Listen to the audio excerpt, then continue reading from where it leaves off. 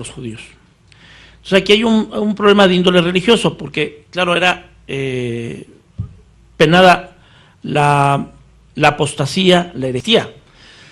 Entonces la pena de muerte se da por estos casos, y efectivamente lo que mencionaba Rafael hace un momento sobre el juicio de Morelos es un caso muy interesante, porque a Morelos inclusive lo respetan militarmente, aunque por eso también lo juzgan, pero cuando revisan la cuestión de Apatzingán, dicen, oiga señor, pues este documento es herético, aquí está Rousseau, y Rousseau es un autor prohibido, es un autor ilustrado, y claro que era un documento ilustrado, era un documento con una gran influencia de Rousseau. Ejemplo, en la Declaración de los Derechos del Hombre y Ciudadano decía en el artículo 6, la ley es la expresión de la voluntad general. Es Rousseau, está en el contrato social.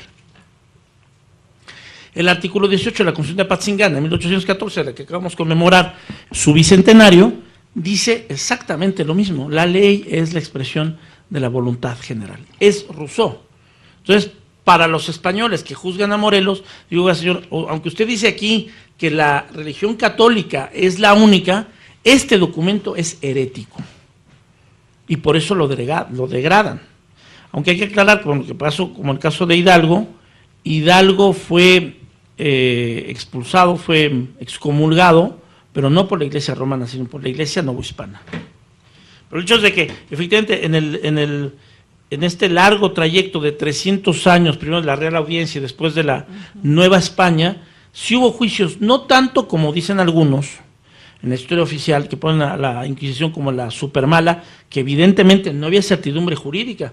Pero yo me pregunto como mexicano, ¿y qué tanto hemos avanzado? El arraigo viola la certidumbre jurídica. Oiga, señor, ¿usted qué es? ¿Es culpable? Pues no está usted con un juez, con un auto de formal prisión. ¿Es usted inocente? Entonces, porque está aquí atrapado en un centro de arraigo. Es una cosa así como un limbo jurídico muy extraño. Entonces, criticamos a la Inquisición y creo que no hemos avanzado mucho en certidumbre jurídica, ¿eh? O sea, tendríamos que pensar muy bien qué estamos haciendo hoy.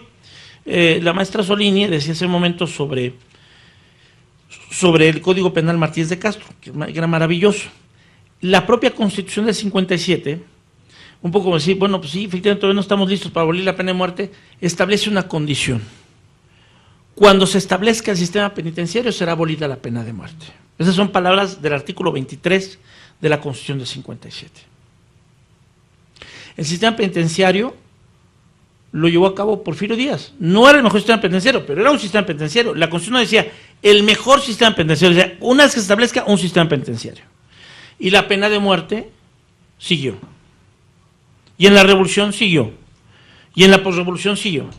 Y el Partido Verde está duro y dale con regresar a eso. Entonces, la pena de muerte acompaña a las dictaduras. No hay una sola dictadura de derecha o de izquierda que renuncie a esta vocación sanguinaria de aplicar la pena de muerte. Pero tampoco a las democracias deficientes, como Estados Unidos. Entonces, en nuestro país, históricamente, hay una presencia de la pena de muerte, o sea, tenemos mucho menos años o sea, no cumplimos ni siquiera 10 años de abolición formal y material de la pena de muerte, y tenemos más de 500 años en los que ha habido prácticas judiciales y extrajudiciales donde se viola el principal derecho humano, que es el derecho a la vida. Entonces tenemos una carga histórica muy negativa. No se trata de negar la historia, se trata, digamos, de mejorar.